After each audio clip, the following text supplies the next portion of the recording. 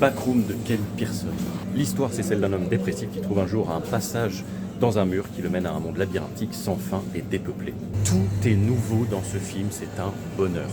J'avais tout simplement jamais vu, du moins au cinéma, un pareil concept de film d'horreur. C'est pas un serial killer le méchant, ni un alien, ni un virus, non, c'est un espace. Mais évidemment, avoir une idée aussi novatrice soit-elle ne fait pas tout.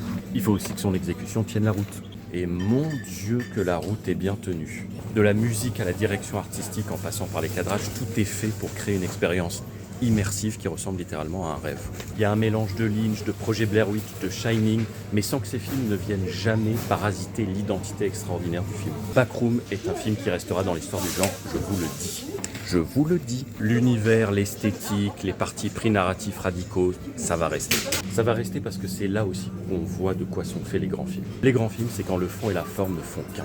Ici, ce qui est très fort, c'est que les backrooms ne sont pas juste la représentation mentale du personnage principal ou un monde fantastique qui serait la version morte et mémorielle d'une autre. Non, non, non. C'est aussi une allégorie bien plus vaste sur ce que chacun d'entre nous peut ressentir au quotidien en fonction de sa pénibilité à vivre son existence humaine. Souvent, les gros succès au cinéma sont perçus comme des œuvres qui proposent du spectacle, qui sont divertissantes, etc. Mais quand un film devient un phénomène comme Backroom, d'abord sur Internet puis au cinéma, c'est qu'il y a aussi quelque chose d'autre qui touche notamment à la condition humaine. Quelque chose qui vient nous titiller là et là.